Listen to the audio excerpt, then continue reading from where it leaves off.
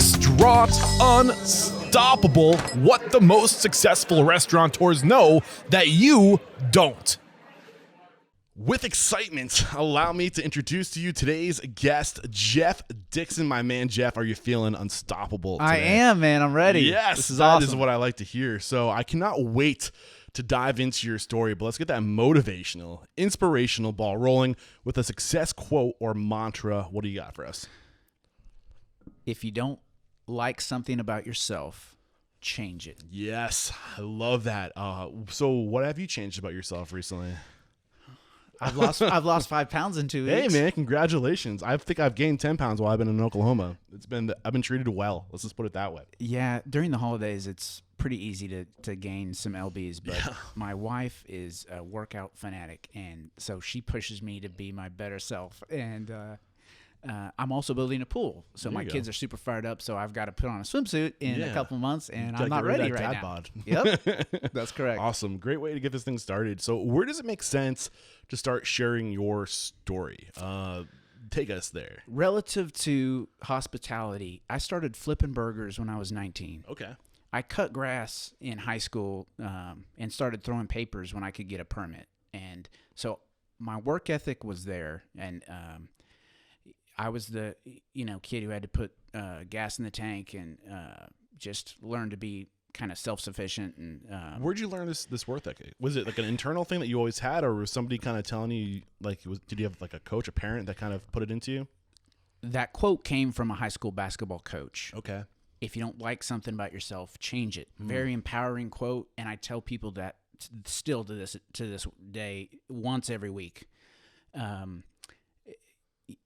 Bosses, so the guy I cut grass for, just my first day, I'm like 16, 17. He said, we have 2 rules. We cut damn straight and we haul ass. And I just picked up this work ethic at a pretty young age. And in the restaurant biz, as everyone knows, if you're not all about the hustle, it's going to chew you up and spit you out pretty quick. Yeah. You've got to have a passion for it. Yeah. Because it's tough work. The hours are tough. But I went to college my first year. I grew up in Western Oklahoma, a town of 10,000. I went to a regional school, Oklahoma State University in Stillwater.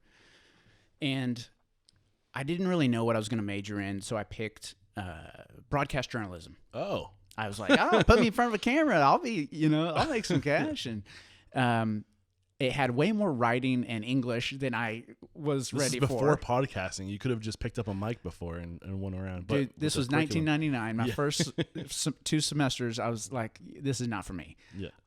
So I started evaluating, okay, what am I going to do? I moved back to Weatherford for the summer to live with my dad. And I said to myself, okay, I've got an uncle in the restaurant business, who seems to do well and seems to enjoy his job, seems to enjoy himself. And so I decided to go work at a restaurant for the summer back in Weatherford. I think I made $4.25 back then. Okay. And I was a fry cook and a grill cook.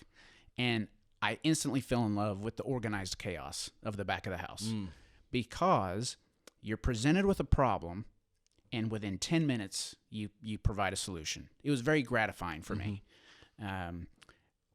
I now sit in this chair, kind of have a quote-unquote desk job, and I have to get up and walk around because I'm a people person. Yeah, I get that. I'm, in this restaurant business, it's so prideful to create things with your bare hands and concepts and reach out to the guest. I told you earlier, but while we were preparing this, we're not in the food and beverage game. We're in the people biz. Yes. And if the sooner people realize that, the better off they're going to be in this business. And we'll dive into that, but a little bit further to tell you how I got from A to B here. Well, let's hover. I mean, at this point, because I know you went back to school for hospitality management, was it? Yep. So when did that happen? Good read in. So okay. I switched gears. I changed majors. Okay. So my sophomore year, I changed from broadcast journalism to hotel restaurant administration. Okay. And this is before you got the grill job or after you got the grill job? Post. Post. So I realized this restaurant gig's for me. Okay. I love it. I love it. I'm coming home a sweaty, stinky mess. I'm, dropping chicken tenders and flipping burgers, and I love it. Was there a person that influenced you at this restaurant? Because I've seen there's a correlation usually. People are in love with the work, but usually there's somebody else that's like, hey, man, or hey gal, like, you're good at this. Was there somebody who saw something in you and let you know that you were on the right path? Several. The shift leader who I worked under had a passion and a drive, and he showed up and he busted his ass every day. What was the name of this restaurant? Did you mention it? It was called Benchwarmer Browns in Weatherford, Oklahoma. And what was it a quick sports service? Grill. Yeah, it was full service. Full service. Little sports grill, and 1999, like, prices were so much fairer, and I remember filling up my gas tank for 88 cents a gallon, like those days. Yeah. And the owner, just the shift leader and the owner above me, those guys just, I just loved it. And they had a passion and a fire, and much like the guy I cut grass for or the basketball coach, that in life, if you can have someone help push you and you want to make them proud and meet their expectation, and if you're the smartest guy in the room, if you're the best guy in the room, the challenge and motivation is difficult to continue. So you've always got to be pushing to better yourself and find someone. So were these guys, how were they? Because it sounds like they did motivate you. They did inspire you. How did they do that? Gosh. Was it just that they were doing, you mentioned they had a passion for their work, right? I mean, how can we emulate what you were seeing back then? Probably we kind of spoke about this earlier too. It came from me within. The passion for whatever you're doing in life has to ultimately come from you, because you can lead a horse to water. It's a common quote, but you can't make it drink. And these guys just recognized that I showed up on time. I busted my butt. I didn't mind cleaning, stayed late, and it was just fun to be a part of a cohesive team. And the restaurant biz, it's just a fun biz, man. Yeah, man. I totally get it. And that's why I love this industry, is because I love the work. I love, for all the reasons you stated, the energy of it, but just the people are the most grassroots, organic, real mofos out there. That's it. They're not going to put a face on, I am who I am, take me or leave me. And it's just real, and it's hard to find that today. So I 100% agree. It's about the people. It's about the relationships. And that's why I'm here doing what I do now. It's because I love to serve those people. So what were the biggest lessons they taught you, if anything, before moving on? Gosh. When they saw something in you, did they actually let you know? Did they point it out? Did they lift you up because they saw that you had this rare desire? The encouragement, 100%. The encouragement. So to contrast, I had a job that I lasted a day and a half at, and I didn't feel like I was a part of a team, and I didn't feel encouraged. I wasn't communicated to. When you have a young individual, which the restaurant business I think I might have missed something. This is where you were working. You didn't. No. I cut grass. I threw papers. Okay, gotcha. And for some odd reason, in high school, one summer I got a job at a meat packing plant at a town close by. Don't ask me why. I'm a dumb young kid, and contrastly, I was not welcomed. I didn't feel a part of a team. Cog in a wheel, maybe? Yeah. And when you have a young individual, the restaurant business is full of people finding transitional jobs traditionally, a younger workforce traditionally. If they don't feel a part of something that they relate to, they're not going to last very long. You'll see a lot of people go through the first day or two of training, and if they don't make a connection, they won't show up for the next second or third. So it was the connection that you were able to make in the restaurant industry that you think really sucked you in, aside from, or I should say, in addition to the hustle and bustle of it all. True. That's a good point. I've never really thought about that. This is what it's about. It's about. You're digging deep. I make people reflect, man. It's like a therapy session sometimes. No doubt. I'm going to save some money this week. I don't need to go see my guy. So you're right. The hustle and bustle of the execution, and you love the pots, the pans, the work. Like that's the one thing. But you do bring up some value in that. Any new employee in an organization, if they're not, someone doesn't befriend them and encourage them and show them the ropes, put them under their wing, you could be missing out on a cool employee. Yeah, I mean, I think that's a great lesson, and I think that's what we can pull from this part of your story is like you had a sense of camaraderie, you've had a sense of belonging. If you look at Maslow's hierarchy of needs, that's right above. You have your most basic food and shelter, right? And then security, and then belonging is like right above that. Like you have to be seen, you have to be loved, you need friends. It's a human need. I could tie in that phrase that I said earlier. I'm not in the food and beverage business. I'm in the people business. Yes. And the people, number one, are the guest, always. That might have been the first time you said that during the recording, but I will vouch for you to say that we talked about that during the pre-interview chat. Right. The second people, a part of that equation, are the staff. Yes. If you treat someone poorly, there's plenty of other places to work.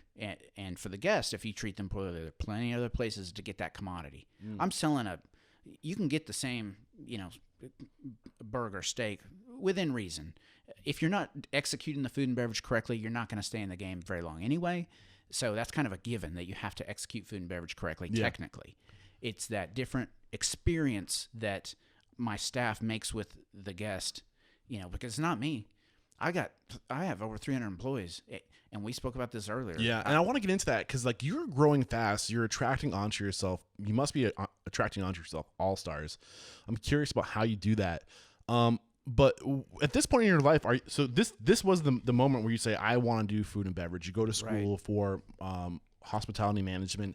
Is it worth hovering over that? Were there any key lessons or pivotal moments for you, influences you had? I loved my education. I am smart enough to admit that you don't need a degree to own your own restaurant. Yeah. It's a lot of blood, sweat, and tears. And it did help me get my foot in the door. So all throughout college, I started at that one burger joint back home. Then I cooked at a spot in the college town. Then when I was 21, I got into the bar business in Oklahoma City. And I just wanted to see a little bit of everything.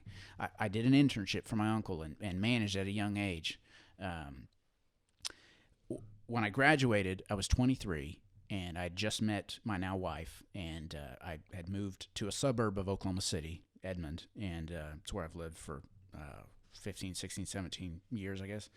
And I interviewed with where I got my real education, my previous restaurant employer, and massive guy. He's got 90 stores in this region and big presence, and I truly cut my teeth with those guys. And is this Hal Smith Group? Yeah. Okay. And I was fortunate enough to work directly under some great guys who were transparent. If I was willing to open my ears and my eyes to how they executed and opened stores and financed them, that was there for my that was there for my taking, if you will. If someone wanted to just punch the clock and come in and out every day, they could have done that too. But I took my time with that outfit, those guys, and really used it to my advantage. So let's hover over this. Who were some of the key mentors when you reflect back, the people who had the biggest influence on transforming you into the professional you are today? I worked for two guys named Hank and Mike. Okay. For Hal Smith Restaurant Group, and can you hear my stomach through the microphone? I just did do that. Yeah, we spoke about this earlier. Kind of. If you guys can hear this, I'm sorry. I'm trying to get away from the mic. I don't know what's happening inside. It's breakfast time, man. I know. I'm fasting as a bitch. Yeah. Okay, keep going. Keep going. Sorry. So it was the names again one more time. Hank Kraft and Mike Rogers. I learned a lot from those guys, and they were directly under the owner of the company. And Kraft was the first name. Yeah, that's an interesting first name. So no, Hank. Yep. Hank and Kraft. Hank Kraft. Oh, first and last name. Hank Gotcha. Kraft. And Mike Rogers. Mike Rogers. That's what it was. Okay. So who do you want to talk about first? Oh gosh, I mean, Mike was the back of the house guy. Hank was the front of house guy. To put it simply, and those guys were so focused and such great operators. And there were a lot of gunslingers in that organization when I was with them who wanted to take that next step. If you were an assistant, you wanted to be a GM. If you were a GM, you wanted to be an area partner. If you were an area partner, perhaps you wanted to be an owner. And they had such good talent in that organization that the competition was thick. So if you didn't show up and bring it every day, you were going to get looked past quickly. And oftentimes in the restaurant business, the hustle and the hours versus the pay don't exactly balance while you're earning your tenure, while you're earning your stripes, while you're paying your dues.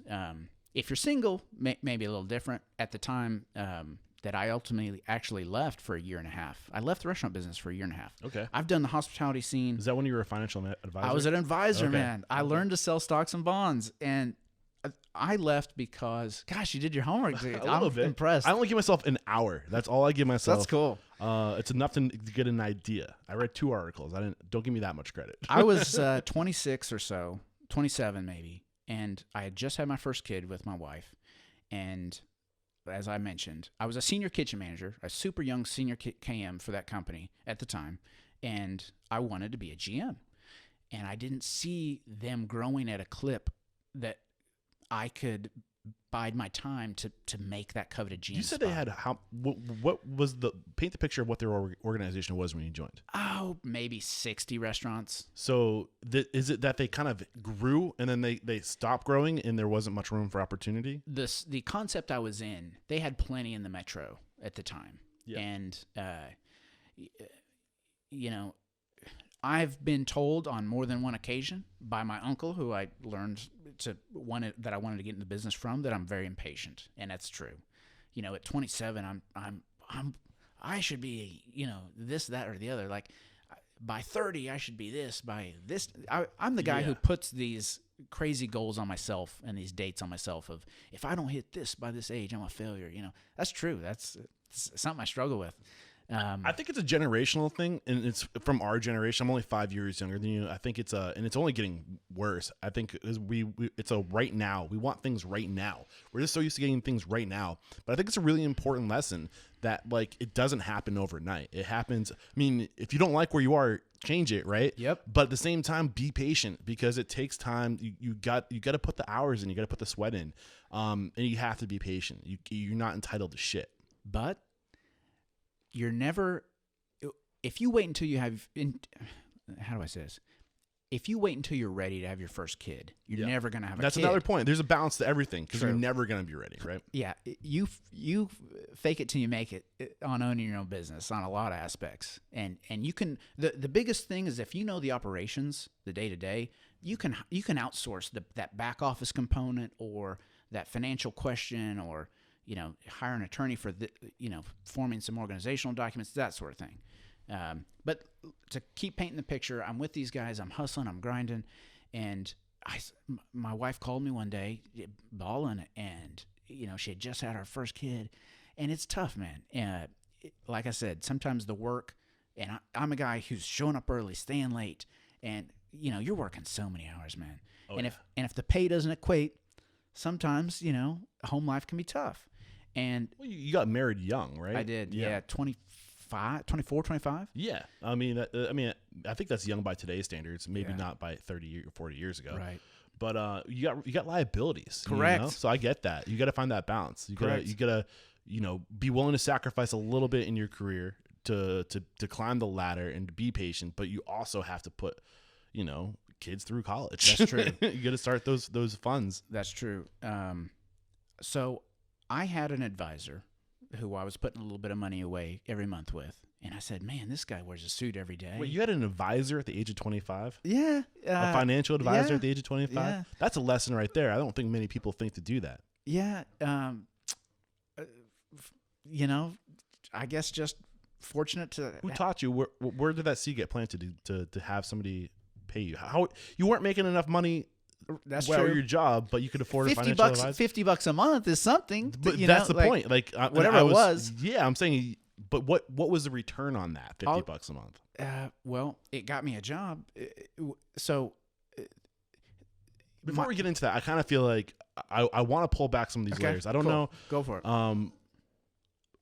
You mentioned earlier that these guys had really high standards, Right. and that they weeded people out, and that it was moving fast. I think it was a little lesson real quick, but the importance of having high standards and not budging from those standards, because I think that's how, because it's like the frog in water, right? If you I don't know if this is the best analogy, but like if you slowly start, you don't notice the water getting hotter when you're slowly ruining your standards, right? When you're bringing your standards down, and eventually you're going to burn yourself, right?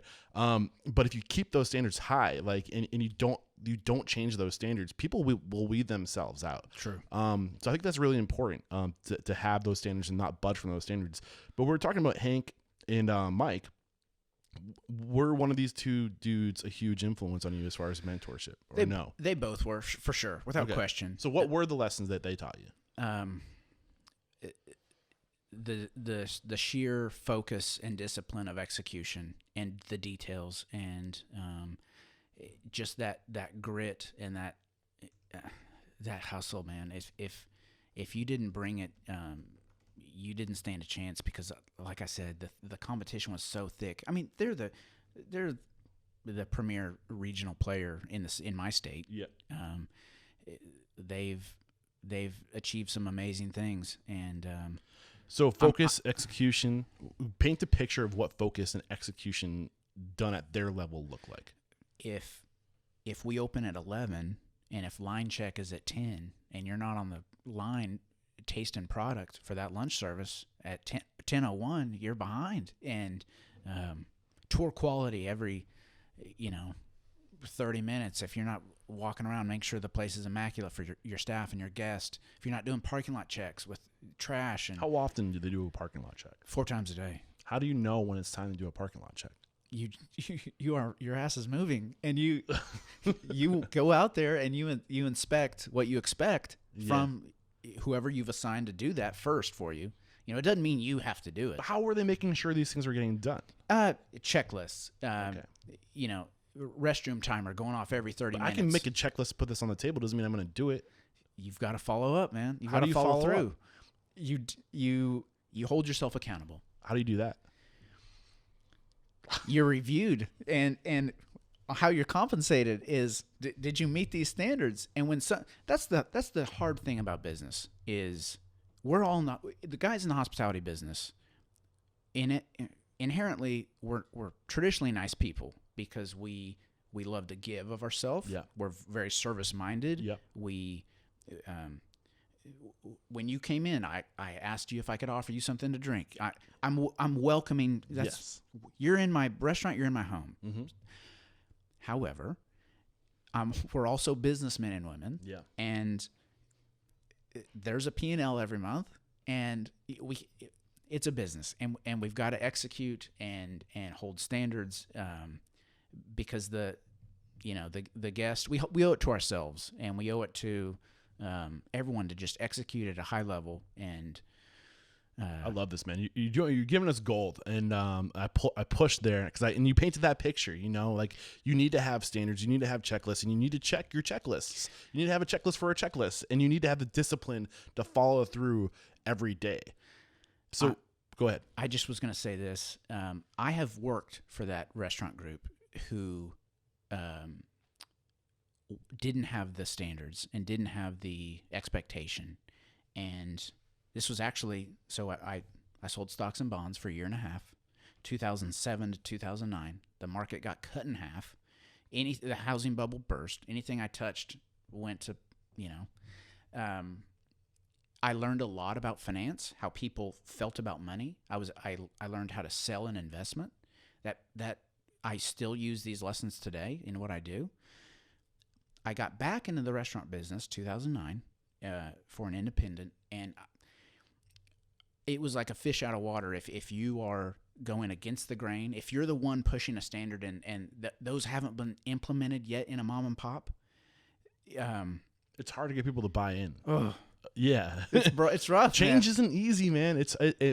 But sorry, I don't want to cut you short. Get into that. Real Even like a dress code, man. Yeah. It's this business is you can be very successful if it's treated somewhat. I'm going to make up a word here. Militaristic. Is that a word? Probably not. What's the word? Structured. You know, Very much so. Yeah, militaristic. There's another name. It'll come to me. Keep going. So I was with that group, and Hal Smith Group discovered I got back in the restaurant business, and they asked me to come back to them, which I did at the coveted GM spot that I was seeking. So I helped them create a new concept as the GM, the proprietor. I was given a touch of sweat equity on the open, and so they creating a new concept. yeah, I helped create it. It was fun. Okay, so let's take a few steps back because there's some stuff you mentioned earlier that I want to make sure we get into. You at the age of 25, you had a financial advisor. Right.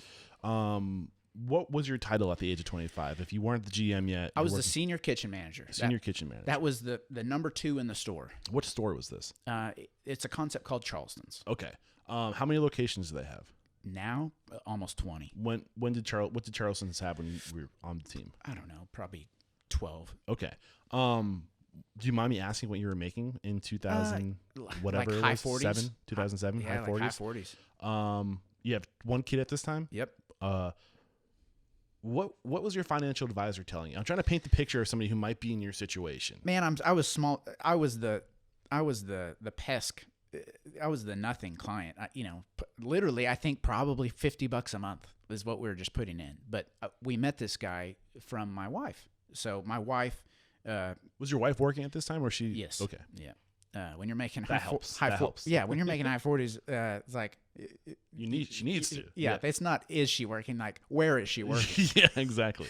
But I think it's huge. I don't think enough people do this. I don't have a financial. I'll admit I don't have a financial advisor. Yeah. But what were the things that they taught you that set you up for success? Well, you're giving this guy too much credit. Massive broker in the city. I think he still practices today, and this was just an auto recurring, putting $50K in a Roth IRA type thing, and just buying mutual funds, just on auto buy. You're giving him money and he was investing for you. Correct. I was not. So he wasn't coaching you financially. Not at all. Oh, okay. Yeah. When I say FA, financial advisor, he wasn't on my. I have people on my advisory team today that I consider my advisory team. Dude, I'm learning every day. This is news to me. This is the stuff that I do not claim to be the expert. I am the student. You're the teacher. So a stockbroker, you can understand what that is. A financial advisor is the technical term. That's what I did for that year and a half. Okay. The reason the gentleman gave me a job, the market manager, was because I had a chip on he said I had a chip on my shoulder. Okay. When he interviewed me. Okay. Remember, 27, 26, impatient. I'm a hustling young guy. He thought I could sell and I could push and I could go for it because they don't hand you a book of business to invest. You have to go seek those clients and go for no and make $300 a day. So did I derail your train of thought? Well, I don't want to go off on that tangent. No, I got you. I have an advisory team today. I just hired my own CPA. Fortunate enough to be able to do that. Prior to her, I outsourced it. I've gone through several law firms, and I've landed on a couple. A trust law firm and a transactional guy who handles all my documents. And so I've got guys and girls that I bounce things off of now. That, but you don't. When you first start out, We'll get into billing. We'll get into that. So bring it back to the point where the company you were working for with Mike and Hank, the Hal Smith Group, they probably recognized like they had something. They want to get you back. Right. Was this a new concept that they were opening from scratch? They hadn't done pizza. Number one. Yes, they hadn't done pizza yet. Okay. And so we went to Dallas and ate at quite a few places to do some R&D and see what we wanted to take and emulate and turn into our own spin on brick oven and wood-fired pizza. So we created a concept here, and I was involved with from the ground up, and it was awesome. That was my last spot before I became self-employed. 2009, 10. I think went into like probably 2012-ish. And that's where I met my business partner today, Aaron.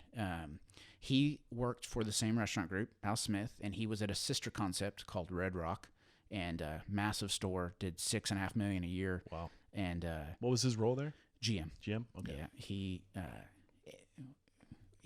I just knew of him. We sat in on quarterly meetings together, very structured company, Al Smith, and I was the first to leave.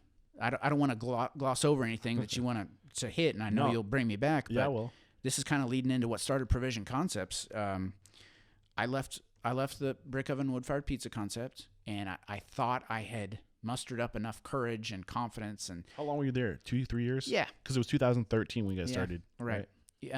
2009 is when he came back. Yep. 2013 is when he left. 4 years. 3.5. We formed in 2013 the entity that is Provision Concepts. I probably left in 2012 because I actually left and started my own business first prior to Aaron and I peeling off. What was the business you started? It was an energy drink company. Okay. Before we get into that, I am curious. This is the first restaurant you ever opened, right? The pizza the concept. I opened the Charleston's as the senior KM. Okay. But this was the first one to be the brand new concept. The brand new concept and to be R&D the GM. And the GM. I think that this is key to being successful as a restaurateur. If you can, I mean, it's not a keystone, like you can be successful without doing this, but if you can learn how to open restaurants on someone else's dollar, because running a restaurant's one thing. Opening a restaurant's a completely different set of skills that you need. So what were the biggest lessons you learned about, what did they teach? And they probably had, you said 60 locations under their belt at this point in total. So they know how to open restaurants. Yes. What did they teach you? They had a lot of support staff on hand that were able to assist. It was still 7 days a week for me on the open for the first month. Yeah. What that was just understood. You know, the lessons I took away from them on that opening, a lot of it had to do with just hiring and bringing on every team member, from dishwasher to greeter to bartender to I don't think I had a hand in picking out any assistants. I think those were chosen for me. But when I would come on to another store in the past, largely the staff is there. And you're just hired as an assistant manager to keep the train on the track. Yeah. When it's ground up, you're doing every orientation, every hiring, you're building your team from scratch. Yeah. So what did you learn about that? Oh, man. You learn how to interview pretty quickly. Yeah. And you learn how to make good judgments quickly. And there's 2 ways to interview in my school. When you meet them, you pretty much instantly know if they're going to be a fit or not. Mm-hmm. And gut feelings. Yep. Yep. And if they're not, they need to convince you in the interview that they are. Mm. If you feel like they're going to be a good fit off the initial 10 seconds of meeting them, it's kind of up to them to screw it up and derail themselves. And you make gut decisions on people quickly, and you've got to. I learned that you've got to, when it's not a fit, you've got to let them know, and you can't beat around the bush. How do you, like in the interview, you're like this isn't gonna work? Like how do you do that? So the coolest, smoothest way I've learned is, I think I'm gonna take a pass. Yeah. It's kind of, it's not you, it's me. yeah. It's so mellow. It's and you always sandwich critique. Right, man. Thank you so much for coming today. Unfortunately, I really think it's going to be a pass just for today. But I love that you came out, and I wish you the best. So you kind of squeeze in that negativity. Like you're grateful that they chose you, but it's not, you're not feeling it. Like, but we are lucky that you came by. Yeah, I hear you. And my style with people, I guess, if you will, throughout my career, I've always tried to be somebody that I would want to work for, and I've never been that guy that's wanted to put my thumb down on someone, and I've always wanted to share, and that's why I'm fired up about you sitting across from me today. I'm fired up to be here. So with these openings, what about like obviously this is the first time that you're going to be recruiting, but what about, were they outsourcing the technical detail stuff, or was your sole purpose, your sole mission just to build the team? Pretty much. Okay. I was not in a designing role, like I am now. I wasn't buying the furniture, designing where it's going to go. I wasn't placing the equipment. I wasn't. That wasn't so much my role as it was to build the team. And but I think as a restaurateur, the best skill you can have is a team building skill, because you can't do it by yourself. That's true. You're building teams as a restaurateur. You're surrounding yourself with people who are better at shit than you are. That's correct. Those skills are going to stay with you forever. So kind of moving forward, I guess, unless there's anything else you want to drop on us about what you've learned about building a restaurant, and you were there for 2 years, almost 3 years as the GM. Any lessons first time GM? Oh man. So much, right? Well, so I'm making the most money ever. I've got this coveted spot. I'm not making low 40s anymore. Yeah. I was making double that. Okay. But it wasn't enough. Like the impatientness, I wanted more. What wasn't enough? Not just the cash, but like where were you avoid? I was a number. I wasn't the captain of my own ship. I wasn't. I was punching time for somebody else, and I wanted to be on the other side of the table. When I gave my notice, I was emotional, and I'm a wear your heart on your sleeve type of guy. And I said, I'm going to come back in the restaurant business. When I do, I want to be on your side of the table when I do. And I remember telling that to Mike, and something similar to that effect to Hank. And I did a crazy first business that flopped, and then I was from ground zero. I called Aaron and said, "Hey man, remember me?" And we used to hustle alongside each other. We didn't really know each other that well. It was kind of a shotgun partnership. Shotgun I was wedding. curious about that, because it's usually in the trenches with your future partners, but it sounds like you guys weren't that close. We recognized each other's hustle. Okay. And P&Ls and top line volume and execution and desired, because you're probably coming together semi-annually or maybe quarterly for and you're comparing numbers, and you probably this is the guy you're looking at going like, oh, he's my competition.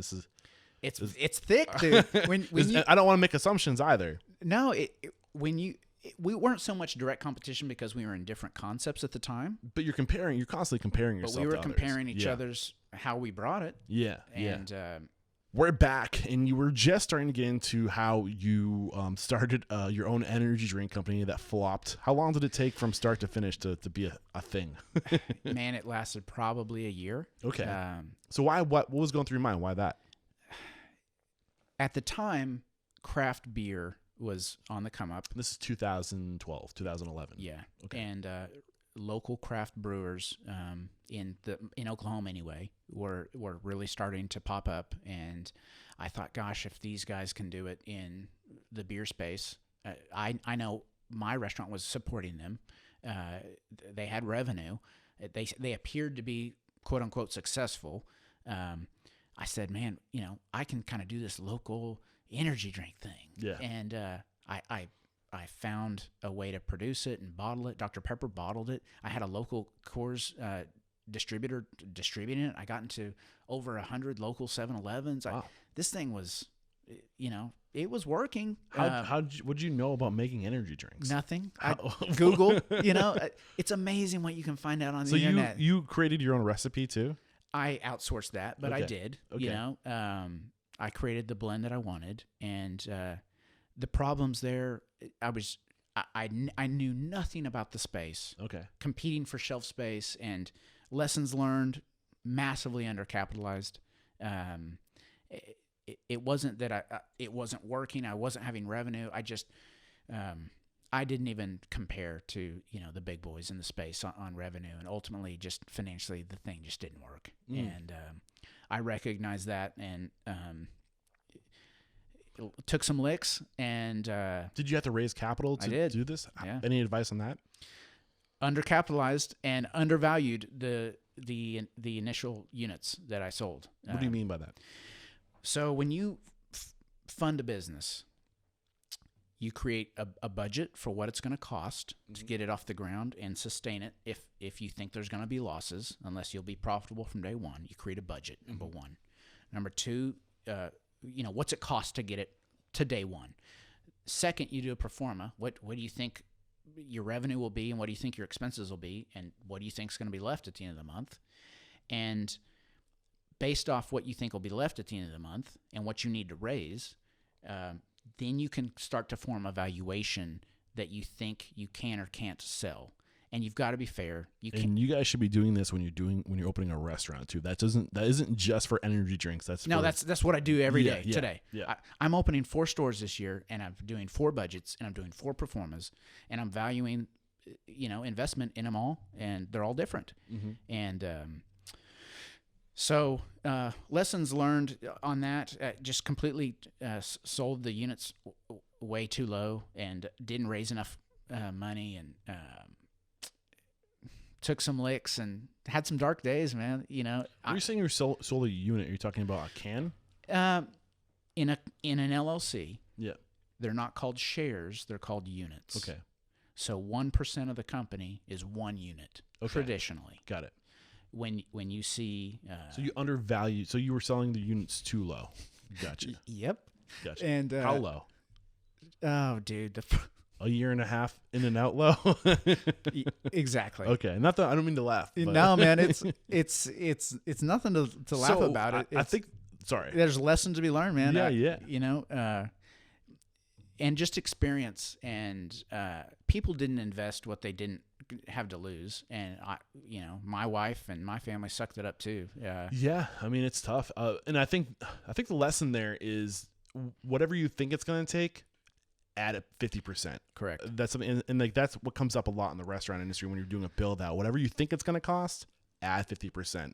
Also, I think another thing too is if you do a pro forma and you say, okay, we're going to need $1 million, let's make it $1.5 million. What's an extra $30,000 to hire an expert? Mm-hmm. I think people they're trying to be as tight as possible, but man, it's way more expensive to fail. Yep. What are your thoughts on that? I couldn't agree more. I've never done a build out that I didn't have a quote unquote change order in. Yeah. I've never built a house that I didn't have a change order. I've never built a business or company that's you said whoops on your budget and said didn't think about that. Yeah. And so here I am laughing at you like a dick. Take us to the point where what were you like? Where was your life after like going for this, getting investors and failing? Like where were you? Dark days, man. To paint that picture. Well, I wear my heart on my sleeve. I've said that, and it's never fun to lose anybody's money. It's tough, man. And often I'm the rarity. Who flops their first business and then starts another one? Most people would have hung it up. Perhaps I've got that. It comes back to that work ethic and that go for no, just that drive and that hustle, I mean, what's the point of just wallowing in your failure when you could, look to the future and say, okay, to keep, like, you're not doing anybody, including yourself, any good. That's true. You got to just keep going forward. You've got open wounds. It's tough to press forward, and you just, if you don't like something about yourself, change it. So exactly. You keep moving forward. So what were if you had to distill like one or two of your biggest lessons from that experience that set you up for success with your next venture, what were they? The recognizing the amount of capital it takes to do something successfully. Number one. Number two, be proud of what you're. Nobody wants to charge too much for an investment and it doesn't work, but give it an honest throw. Say it's gonna cost this, and if someone can't afford to invest, then it's not for them, and you go on to the next guy or girl. It's there's two things you don't mess with in life: somebody's family and somebody's money. Mm-hmm. They get pretty. Can't imagine why they get a little sensitive about those two topics. But I just learned to assess what it costs to open a business a lot better, and that's probably it. So you picked yourself up from your bootstraps. Yep. That's the expression. Sure. Right? We're in Oklahoma. Yeah. And you said, okay, I'm going to stick to what I know. I'm going to do a restaurant. Correct. I don't want to put words into your mouth either. That's 100% it. Okay. I called Aaron and I said, man, I've got nowhere to go but up. Yeah. He was the one who took the risk. He's making six figures as a GM of a $6.5 million restaurant. He and his wife are the ones who took the risk.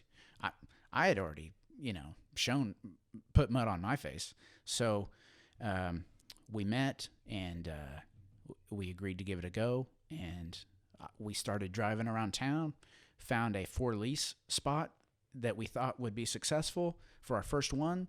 I walked in. I called the number on the building, the for lease sign. Met the landlord. I was wearing a pair of jeans that had holes in them, and I had a cheap little blazer on. I was I'm this entrepreneur, and I talked him in. He's wearing a pinstripe suit, by the way. I talked him into giving me a 30-day LOI on this 8,000 square foot space. And I had 30 days to put this deal together and come up with the money to put down the deposit and to get it done.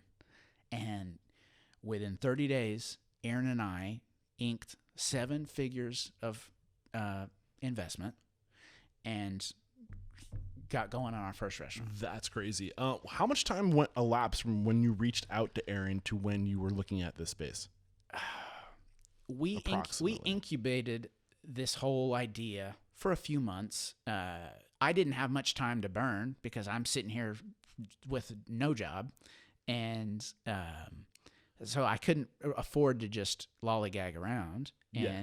But we marinated on this idea. What are we going to call this company? How are we going to do it? What's going to be our first? We asked ourselves, what does the market need? Okay. That's important. Yep. You're not going to put a burger.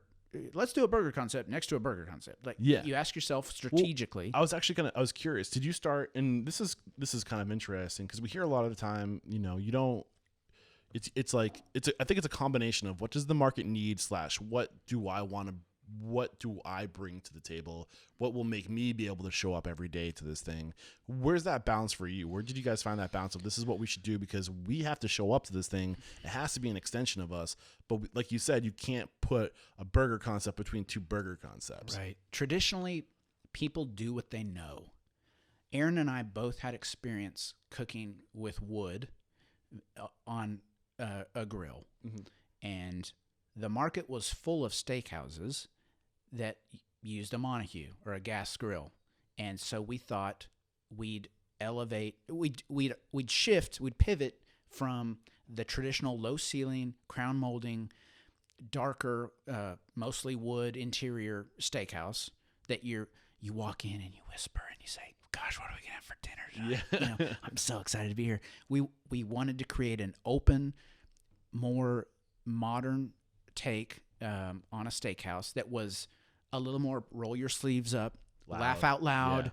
Yeah. That's where our tagline on our website came, where we eat well and laugh loudly, something to that effect. And you can loosen your necktie at Broadway 10 and have a joke over dinner and you're eating a $60 steak. And so you do what you know, you do what you think the market needs. At the time, downtown Oklahoma City was really resurging in companies relocating to making downtown more dense, and hotels were coming about. So we thought we need meeting room space, private dining room space, and it can afford to have that Amex swipe. And this is, I feel like, where your experience is starting to serve you, because you don't really make your money on the dining room floor as much as you do in the catering, the special events, the having a board, like the corporate money is where you really start to increase those margins. The ticket average at Broadway 10 is impressive. I think it's $75 per person, and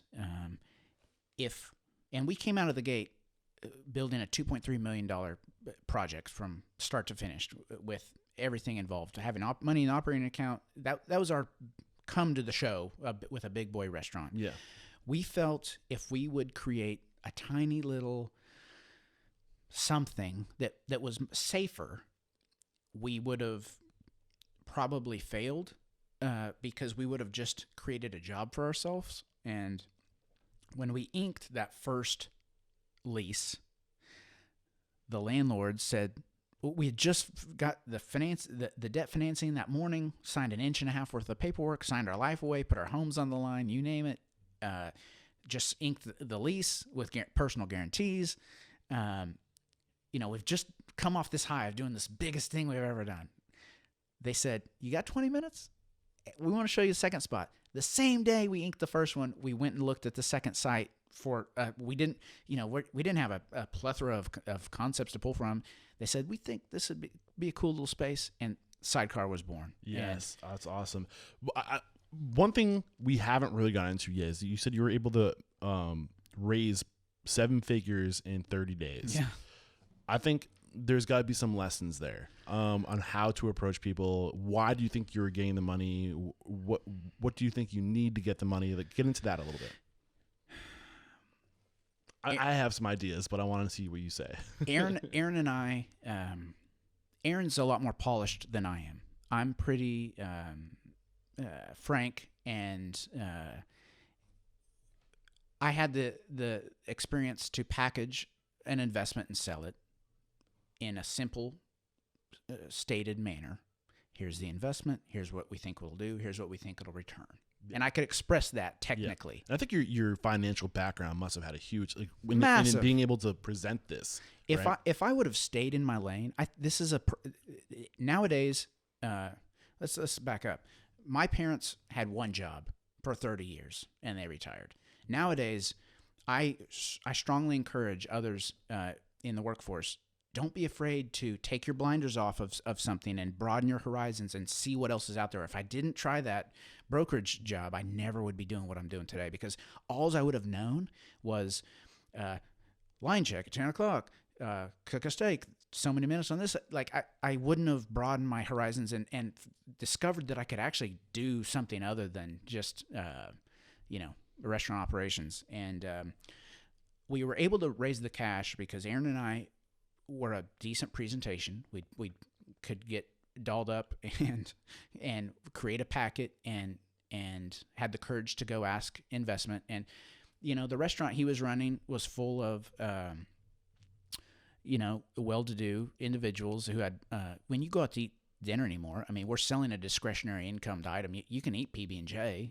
So we were kind of in an affluent group who could afford investment, and we just started hitting the streets and hustling and made it happen. How were you, who were you going for? Were you starting with pre-established relationships? Like, how did you know? Yes. Okay. Anytime you raise capital, you're going to go for that inerrant friends and family round, they call it. Friends, family, and fools, right? Yeah. Traditionally, no friends and family are going to invest with you. Business and family traditionally don't work. And so whoever, this is to that person listening today who's raising capital for a restaurant or thinking about starting their own bar, and where am I going to get this capital? You're like, oh, I've got a rich uncle here or whatever. They're not going to invest with you. If they do, good for you, because that's the rarity. Those who are going to invest with you, you haven't even met yet. And it will just snowball from there. Offer referrals of their buddies. You should go talk to this guy. And don't be afraid to ask for a referral. And, well, what were they investing in? Aaron and I. Exactly. They're not investing in. Not the concept. No way. Heck no. And that's something we were talking about before we hit record too, is like, people don't invest in concepts. Your concept is useless. Your execution of the concept is what makes you valuable. And you guys spent both about 10 years, or the year now is 2012. You guys got into I think 13 probably. 2013. Yeah. You guys both got into it. I mean, right around. You guys are around the same age, right? Right. So you had like he's a little bit older than me. I dig him all the time. But like, when did you start working for this company, the Hal company? I was 23. So. And how old were you when you opened this place? 33. So you guys accumulatively had like 25 years together of working for one of the most established restaurant groups in the city. Right. You got groomed, you got trained, you had your assets. People invest in assets, and you two were assets. Make yourself an asset first. Right. If you want to go that route of getting investors and opening a $1 million or multi-million-dollar operation, like, you have to become an asset. Right. There's the other ways to do it. Like, you could start with a burger stand, which takes $1,000, maybe 10,000 max, and let your cash flow determine your growth. But there's different ways, So, okay, you get the money. Yep. Anything that we aren't talking about that you learned the hard way up to this point that's worth bringing to the conversation? Oh gosh. To touch on what you said about, and I kind of said it too, we could have either created jobs for ourselves, or we could have tried to be pushing ourselves to be uncomfortable to grow out of the daily, day-to-day grind. Because ultimately, let's be honest, that's why we left where we were, because I didn't want to be just an employee punching a clock doing a job. I wanted to be that guy. I wanted to be my own man and write my own schedule and be my own, writer of my own destiny. So here's a problem I see: independent mom and pop restaurant. And when we had the one, I was a mom and pop independent, but we pushed ourselves when we were uncomfortable to grow, and we grew ourselves out of being upfront. I was the KM, Aaron was the GM. We were also the managing members of the entity. I was also at midnight paying bills and doing payroll while I smelled like fish and I just got done cutting steaks, and you're everything up front. But we kept pushing and growing, and we wore all the hats up front to be able to afford a team of, Well, but not only, I think you have to early on, because you don't, you have to develop that value over time. But the other thing is, when you force yourself to go through all the jobs, when you know how to do every job, you don't become dependent on somebody you outsource. That's true. And I think that there's a value in wearing all the hats, and you shouldn't delegate that hat until you know how to do that job, because you never want to be dependent on a person. I was blown away in college when I would observe fellow hotel restaurant administration students next to me who would fill up their time with clubs.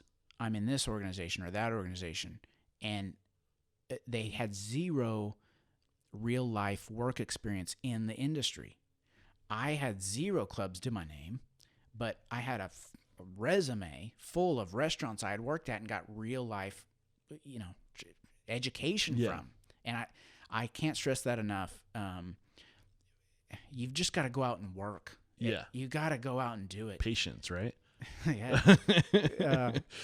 You've got to wash the dish. You've got to clean out that grease trap. You've got to flip that burger. So you were the kitchen manager. Aaron was the general manager. Co-founders together. You guys started this out of your garage. So what's the idea?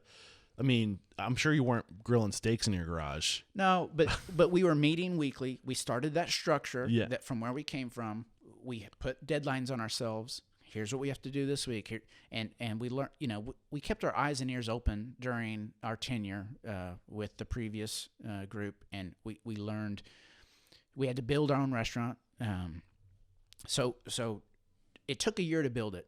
And we financed our salaries into that. And smart. We're meeting with architects and builders and hiring and what were your salaries? Is it weird that I asked that? Like, what isn't like what should it was build in? We took a lateral move from where we came from. Okay, that's probably a rarity. That's fair though. I mean, depends on who you ask. Like you're saying most people have to take a step back. Yes. Is that what you're suggesting, or forward? For 100% take a step back. Exactly. Sacrifice. If you're a career waiter at a steakhouse, you're probably making more than the management. Yeah.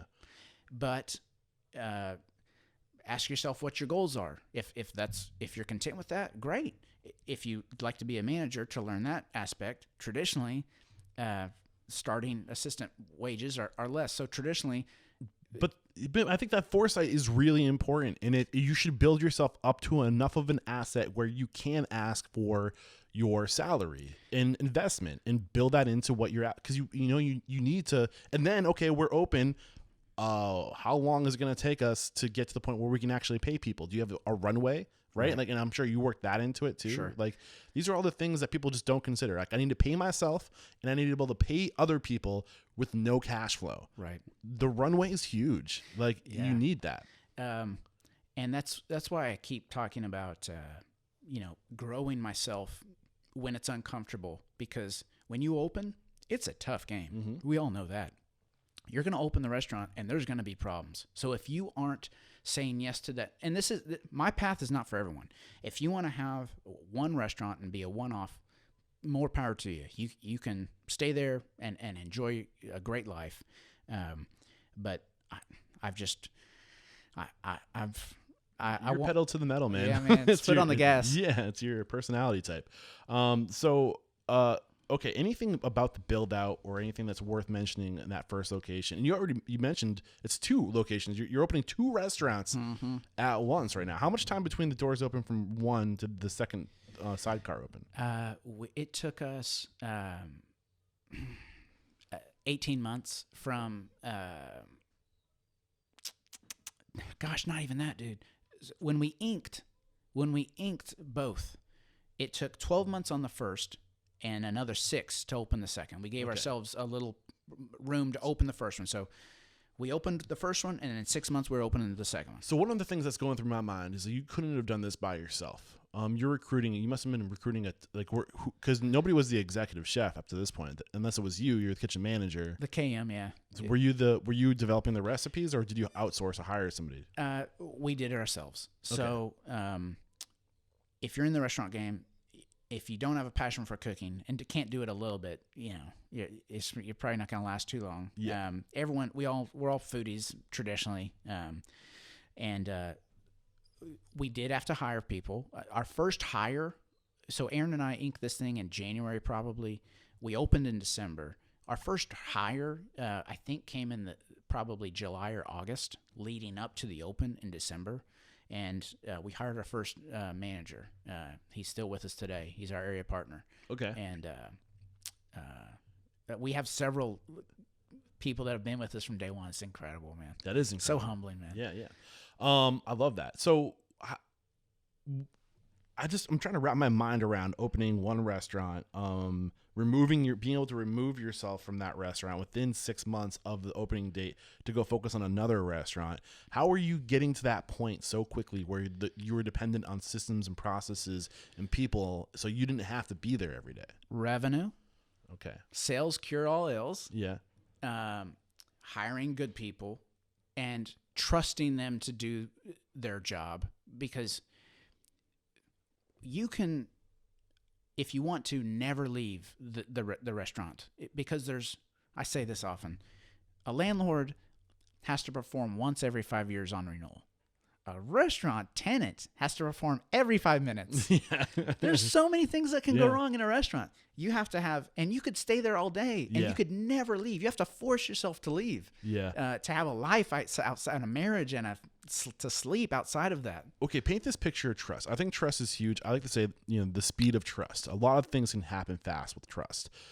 How do you trust your people? How did you set yourself up where you were able to trust? Checks and balances. Okay. And if you're not observant, I work a day shift and I take the night off, and by that I mean go to the other office and continue working.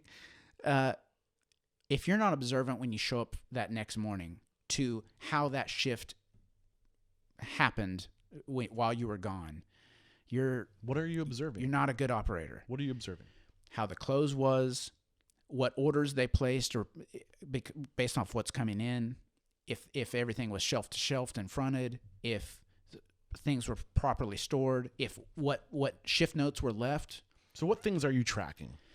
Oh gosh, man. The restaurant game is you're dealing with perishable products. Yeah. And so inventory and shelf lives are everything. Waste is everything. It's your biggest line item on the P&L is your sales. Second come your cost of your goods.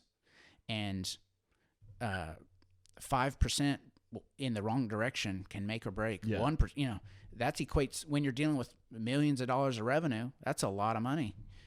So I mean, there's this saying I picked up from Nick Cirillo, who is the author of a Slice of the Pie, and he's the founder of Nick's Pizza out of Chicago, and he coined this term, the trust and track mentality. Right? You have to trust. You can't do it without trust, because you need people, and there's a lot of speed with trust. It's like oil, but you can't just trust. you have to track. You have to make sure that, okay, I trust you to do this, but I'm also following everything you're doing to make sure that the job's getting done right. So what items, how are you tracking that to make sure that you can trust? Checklists and physical counts and knowing what your food cost is. Are you doing all the physical counts? When you're up front, heck yes. Yeah. Like you are everything. When you say when you're up front, what do you mean by that? When you've created a job for yourself. Gotcha. When you're the CEO and the janitor, you're doing everything. But you're not doing that today. Correct.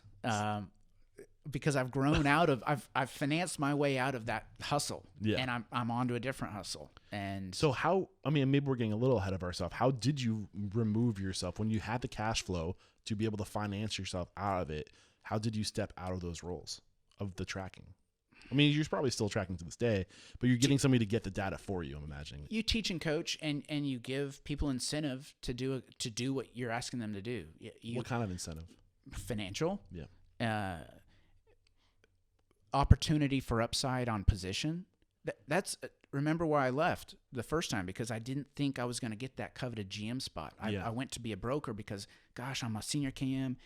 I'm not going to get that coveted GM spot and quick enough for my time. So what I love doing right now is I'm going to double the footprint of my company in the next 18 months.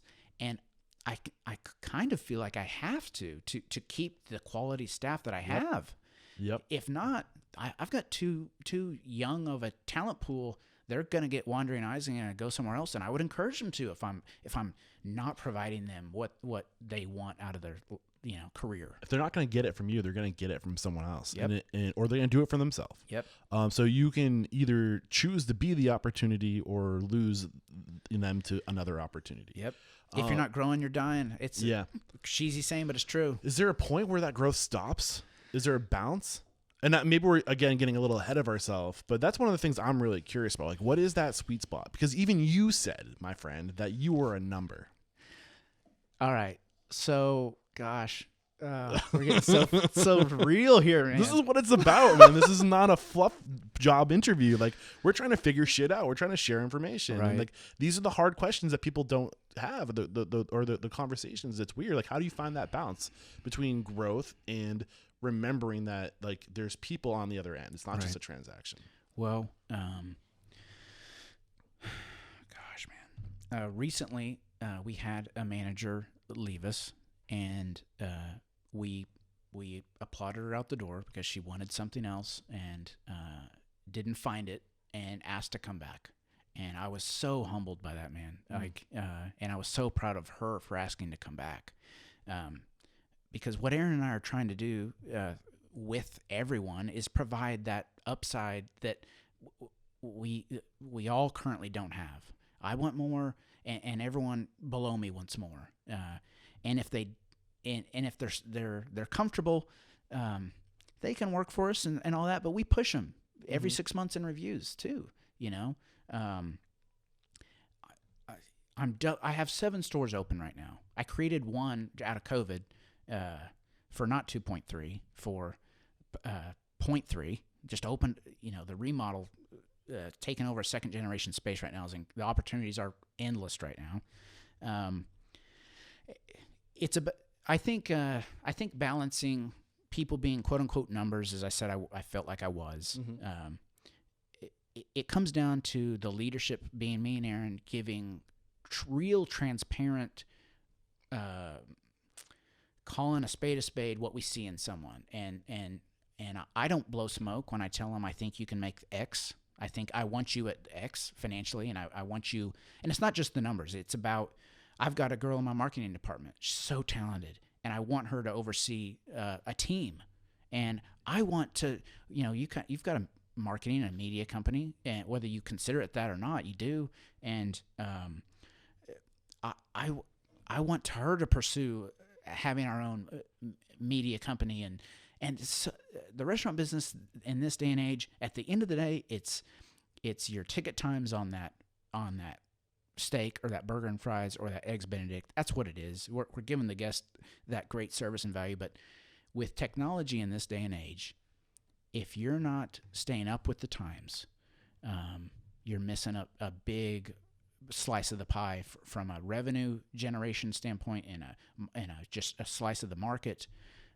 We can talk about delivery apps. We can talk about vendors. Yeah. We can talk about I think what I'm social hearing from media. you, like we got like how you like talking about growth. It's not about you're trying to encourage the people that you're attracting onto yourself to create their own vertical and to grow with you. 100%. And you're saying, hey, you're marketing, like, and there's no cap. Like, what can Correct. you do? How can you create opportunity for other people within the organization? I had an opportunity to speak in front of a huge Rotary group. You know what that is? I've heard of it, but I can't give you the definition of what the group is. Neither could I, but that's where I got most of my research, by the way. Oh, really? Yeah. I spoke to that group, Yeah. and I said, here's where I'm at in revenue, top line. Here's where I'm going to be, and here's where I want to go. So you said you want to be at 25 million, Yep. and you're trying to get to 100 million. I'll be at 25 million this year. Yeah. I'll be at 30-something, actually. And I was like, let's go for 100. Yeah. And, dude, that's for real. That can happen. And I can't disclose too much of this, but we've sold our first license. So I'll have revenue coming in with zero expense going What out. do you mean by that? Sold your first license? McDonald's. That's a franchise. Got it. Franchises and licenses are fairly similar, but they're different in that one's a security and one's a civil agreement. Franchise is really buttoned up on the do's and the don'ts. 300-page franchise disclosure document on you can't sell this, that. A license is stay in this lane, and I'll allow you to use my name and my recipes and my concept. Gotcha. One costs 6 figures to get ready for, and you're governed by the FTC, and you can do prison time if you screw it up. One's a civil agreement. Yeah. And so I had an out-of-state group solicit us to use one of our brands, and I Can't say which one. I can't, man. I understand. I respect that. I respect that. COVID has slown it. But Yeah, of course. But when I say to come back to I'm at this, I want to go to 25, I want to go to 100, it's possible, man. Yeah, I think we're leaving the listeners in the dark just a little bit because we haven't mentioned that since 2013, 7 years later, you've scaled. I have them written down here. The Broadway 10, B10 is what you're calling it. B10 Bar, which is your steakhouse, is now 2 locations. Just right? one. Just one. Just okay. a one-off. Yep. So the Sidecar is 2 locations. Correct. Hatch Eatery, which is your breakfast concept, is 2 locations. When did Hatch Eatery come? Was that the third concept? Yep. Okay. And I. Let me just get aerial real quick. Yep. So you got 2 Hatch Eateries. You have if I'm saying these wrong, the pizza. Say it for me. Yep. Bira, Bobby ice cream, and Chicken Foot. Yes. So and that's all in 7 years. Yeah, and I just announced Bandy's Barbecue over the last couple hours. So eight concepts, 12 locations. This year, so I've got coming out of the ground that'll open this year. No, 10 locations. I'm sorry. Yeah, I think it'll be 11. 11. And then 12 if you count the license in terms of a rev, but corporately owned 11. I've got 2 sidecars coming up out of state or out of the city. Different market in Tulsa, and a Hatch and Bandy's. I'll be at 11 or 12 stores, and so thus in 6.5 years. So you're averaging like 1.2 locations a year, 1.3 locations a year, approximately. I think it's like maybe 1.5 a year. Yeah, dude. I think it's like 1 3/4, but who's counting? Like, so how are you able to? What has the trick been to maintaining culture? I mean, there's got to be more people coming into your network that you can keep track of at this point. So how are you maintaining that culture where it was on day one? And like, what's your plan to maintain that culture? That's a great question, and I'm figuring that out. Okay. And we hold as much structure as we can with weekly meetings in this corporate office at one level with back office process and procedure. Every 4 weeks, we meet with GMs in a GM meeting and hold focused meetings on their individual store and their needs and their strengths and their weaknesses.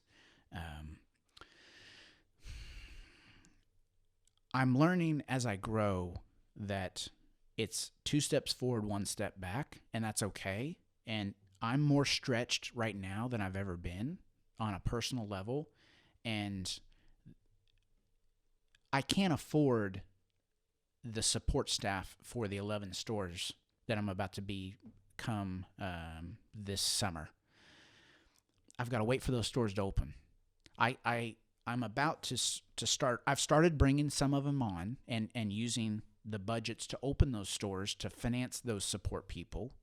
But when we were at 2 stores, 3 stores, super overloaded, and then you get to like 4 and 5, and then you're able to afford that help, and they've probably got a little too much time on their hands. I say that gingerly, like you're probably paying more because you can't buy a half of a person. Mm-hmm. You can't buy 3/4 of a person. You got to buy a full person and grow them into where you need them to be. Right.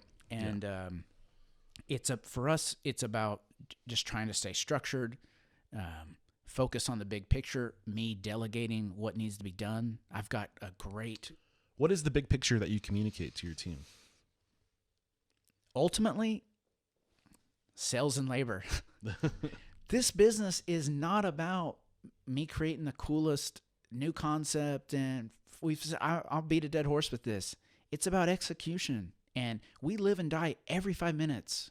And just because we did $60K last week, we were promised nothing the next week. 0. Yeah. We've got to execute and make the relationship with the guest that they want to come back and support John at Chickenfoot next week. So if labor is, sales and labor. 2 biggest line items, aside from cost of goods, on the P&L. We're looking at labor. We're thinking, customer experience. Like the more labor, the higher labor, the better experience you can usually deliver. Right. It's safe to say. Sure. So how are you looking to maintain that experience while cutting costs?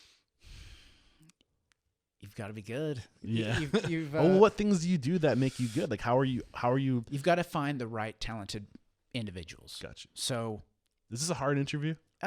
You're digging deep, man. Like you're doing a great job. But this is the magic, man. You're giving us gold, and I want to say right now, I appreciate you getting personal. No and doubt. I appreciate you opening up because we need to do more of this.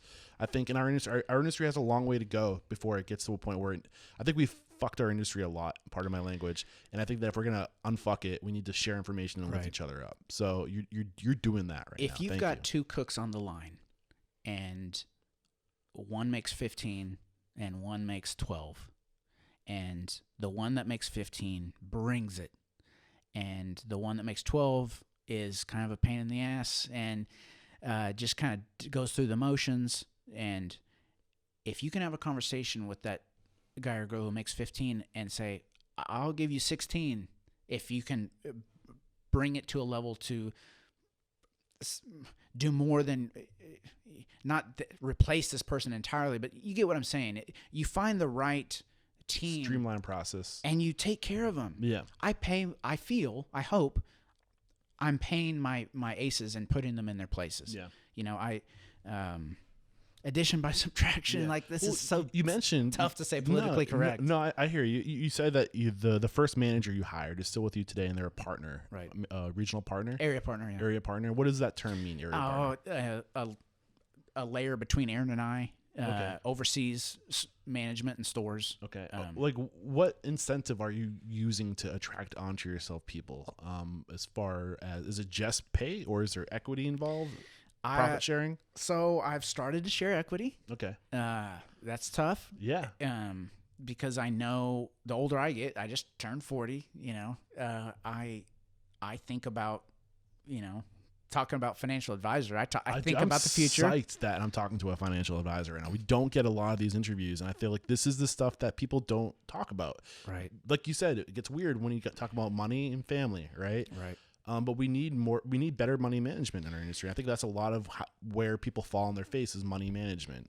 Let's talk about COVID with money management. Okay. We were all handed the same deck of cards the second week of March. By and large, restaurants had to close their dining rooms. For the most of us, our lives flashed before our eyes. If you were in the restaurant or bar business, I know mine did. I was on spring break with my kids in Colorado. I was just told I can't go up on this ski mountain and ski because I'm gonna, because of COVID. And back home in Oklahoma, all your businesses, they're closing tomorrow. And I talk about panic attack. Yeah. If I didn't come into that situation sound financially, I wouldn't be where I am today. I know a lot of independents who not only lived month to month, they were exposed that they lived week to week. Mm-hmm. In the state of Oklahoma, over 300 liquor licenses did not renew this year, in 2020, rather. When you take on investment, they want a distribution and a return on their money. When you have the fiduciary duty to keep the business afloat for the long run, you're in a tough balance of managing cash and giving a return and creating something that will last through the hiccups. We've all learned through, a lot of restaurant groups just closed jobs and said, go wait in line at unemployment. We made the tough decision to instantly cut our cost of our menu items by 50%. Everything went half off for this curbside only 8-week time frame. I'm fortunate enough to live in a state in Oklahoma where we were able to open our dining rooms back up after 8 weeks. I so feel for those in other states that aren't so fortunate. Yeah.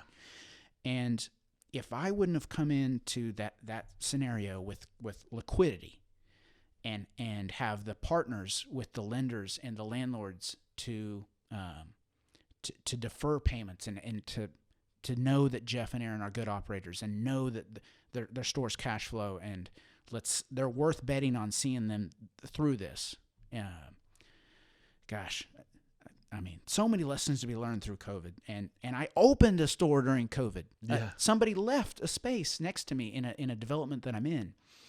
And I said, and I had the cash on hand to remodel and open a new business. Some would say, socially irresponsible.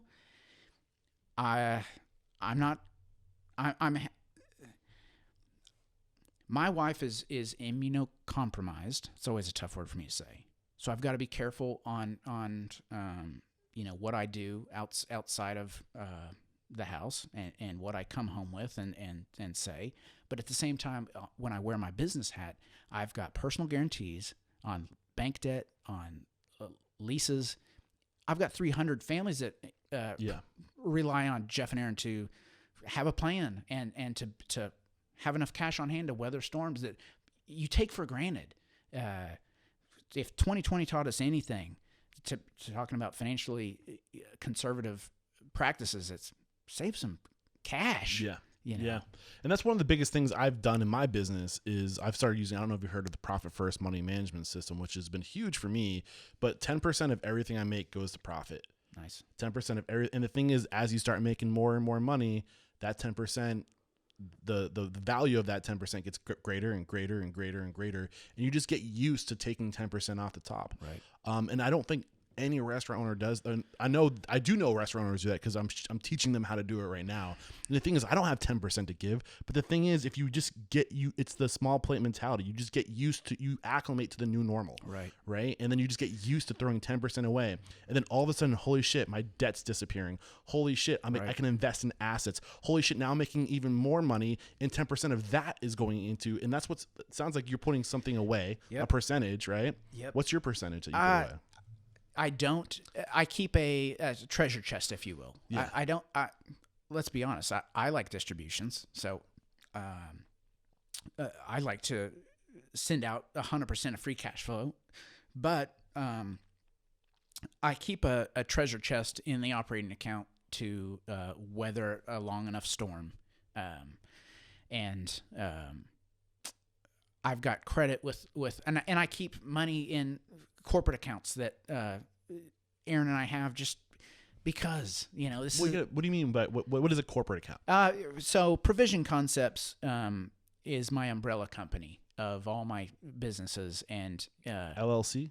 It is. Okay. It's taxes and S corp. Gotcha. And that doesn't matter, but man, rainy day funds and that stuff is so boring and not sexy, but shit, it sure was in 2020 in March, man. I mean, right. And this isn't something I am holier than thou, or I'm look at me or whatever. I had my fair share of panic attacks during that March session when we all did. Whew, I didn't make any money practically for 2 quarters, just because we all went through it, you know what I mean? It was tough. We're coming out of it, hopefully, knock on wood, slowly but surely. Right. I don't want to jinx it.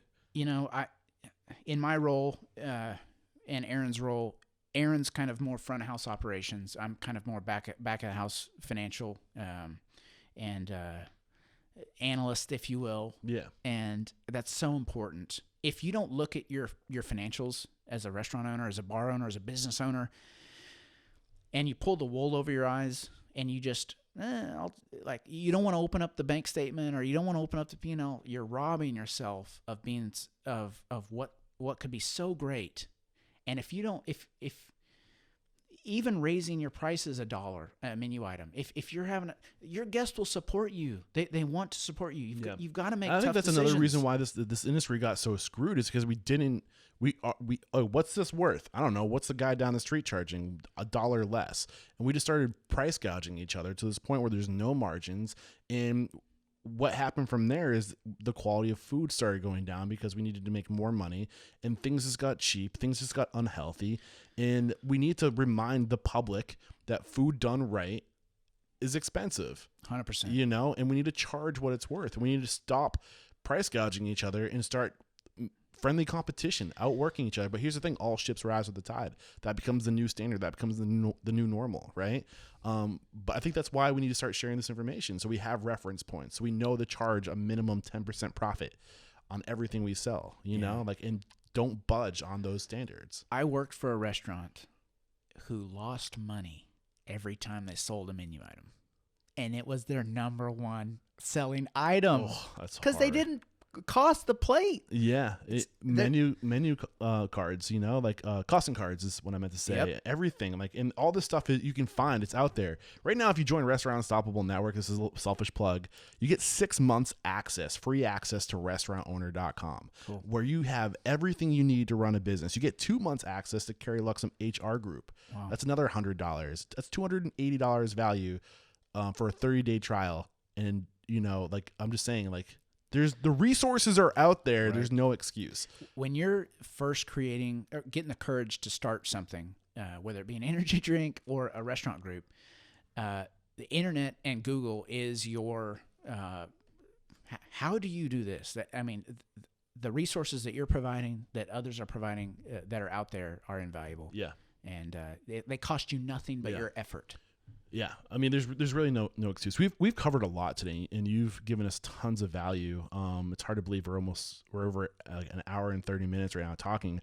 I am curious what your foresight is with COVID-19, and maybe what your plan is to take it from 25 million to 100 million. Right. Oh gosh. Well, to do that, I've adjusted my risk profile. What's a risk profile? I'll tee this off into 2 compartments. Let's talk about COVID in a second. This new restaurant I opened this year on the remodel for $300,000. I opened it with no debt. I opened it from cash, a position, versus taking out debt that's going to pull principal and interest payments out of my P&L every month. I was able to strike a very aggressive lease, because who was signing up to lease restaurant space during a pandemic? I just took the opportunity to de-risk and to do it unlike I traditionally had. Traditionally I've built restaurants from the ground up, and they're 7-figure projects. And you have to realize when times are tough, that that debt payment still needs to be serviced. And if you can do something on a budget and it makes sense, you will love, if it works. There's a lot of ifs, right? This is a tough game. You will love what's money is able to flow through to the bottom line. To get to that 100 million spot, I've looked at it in how I assess my risk a couple of ways. I can continue to corporately grow and sign my life away, or I can continue to corporately grow and negotiate no personal guarantees, which I've done this year. And you can't do that from day one. If you can, you're going to be a stud. but it takes some time to prove yourself to be able to get to that negotiating power. What is a personal guarantee? If the business can't make the rent payment, You'll back it up. You're gonna make it. Got it. And if you can't make it, they have the right to come get your stuff to help you make it for you. Okay, so you're tying your personal liabilities, Yes, or sorry, assets to the liability. your exposure is big time. Gotcha. And when you first start out, you've got to do what you've got to do. Mm-hmm. Did I derail your train of thought? No. Okay. So I can continue to corporately grow and do it smartly with mitigating my risk exposure from signing better leases than I used to be able to. I can take on remodel projects that cost a fraction and have no debt to service. So when you say a remodel project, you're talking Second about generation space that left. being someone's exit strategy, or not even that, but like, a failed business. Okay, what assets are already here that we don't need to reinvest Plumbing, in? electrical, mechanical, hoods, Yeah. equipment. Somebody paid for all that. Next and if gen. the landlord's willing to give that second gen space to you to just take over the lease payment, you inherited hundreds of thousands of dollars of assets. Yeah. The caveat is you don't want to go into a space that continually turns over because it's taboo. And I'm that crappy guest where I drive by that revolving door of a restaurant and say, oh, I wonder how long they're going to last. And I don't even give it a shot. So the space has to be, it can't be too damaged goods. Another route how I can get to that 100 million route is to pursue what I'm doing in licensing and potentially further even down the road franchising. Okay. What a beautiful model that could be if you can make it work, and if you have corporately owned brands that people want to ride with you and say, yeah, I'll allow you to take a couple points off the top of my revenue every month because I believe in this brand and it works, etc. To mitigate to COVID, thank God the third vaccine is just been approved. COVID will come and go. I say that gingerly. I'm not a medical expert. Hopefully. Yeah. I think by and large things will be better. And we've okay.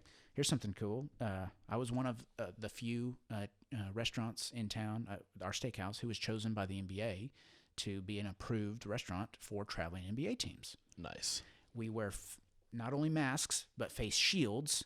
We have separate private dining rooms with separate mechanical HVAC to not circulate other air. And we take this thing seriously. Yeah. Well, I think that's the thing. I think that, we're going to get to the point, and it's crazy in my mind that we're being put on the hook to invest in all these assets to be able to do this safely when in like 12 months that these assets might be obsolete. And that burden's falling on the restaurant industry. The industry, it's our responsibility. Meanwhile, you're cutting our revenue in half by eliminating half of our potential profit. It's like what? How is this possible? Like, I don't know. Thankfully, because they issued mandates of how we could operate, the government backed it up with here's some PPP money. Mm-hmm. Okay. $50,000. Is that how much is one of those HVAC things that cost? Is that going to make up for the lost revenue? It's a tough deal, brother. I'm with you. I don't know. There's no social responsibility right now. I don't want to get too much into it. It's super tough conversation. Yeah. And I do want to get into it, but I don't want to share my opinion. I want to hear your opinion. My opinion is that I'm very fortunate, and I recognize that I'm in the state of Oklahoma, mm-hmm. and I'm not in a coastal state. And I'll pat myself on the back that I came into the storm with a treasure chest. But I will. I'm trying to be so politically correct and not be this guy, but I was aggressive in my marketing push. Who likes to-go food at full price? To-go food sucks. Yeah. Well, I did half off, and we were covered up. My staff. Were you profitable at half off, or Nope. were you okay? Nope. Were you just slowing the bleeding? I slowed the bleeding, and I did it for my staff. Think about this, dude. The people who closed up shop and said, "We'll see you when this storm's over," they couldn't get their staff back after the 8 weeks in my state that we were allowed to open their dining rooms back up because they were making more on unemployment than they were at the restaurant. my staff was able to keep their jobs. I was given this PPP. I gave it out as a bonus, and the gratuities on half off, people were more than willing. I have to give it up to my community. Oklahoma City community really stepped up to support us and my staff. And you got to be honest. Let's be like, does everybody who's in this industry have the same passion? Is the passion spread equally for this industry across all boards? No.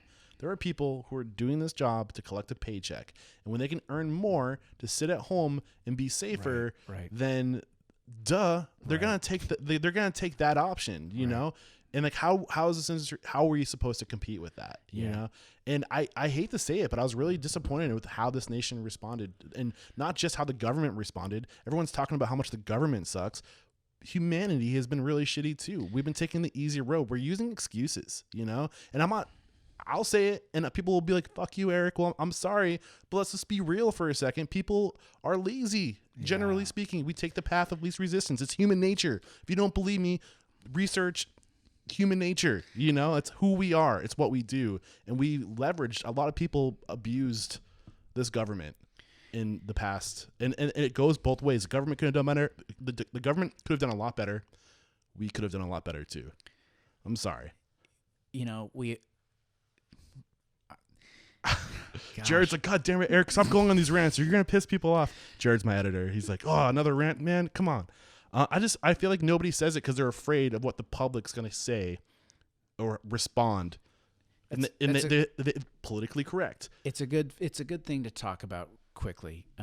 Aaron and I have stayed politically neutral as business owners because we want everyone's discretionary dollar. You're afraid of what the public will do. You're afraid of what will happen to your brand. You can't speak up. That's more dangerous than COVID-19. Sometimes there's a line, maybe not more dangerous, but there is a reality of people are afraid to talk because they're afraid of the public backlash. That's true. You know, we serve the community as a whole, and not everyone agrees.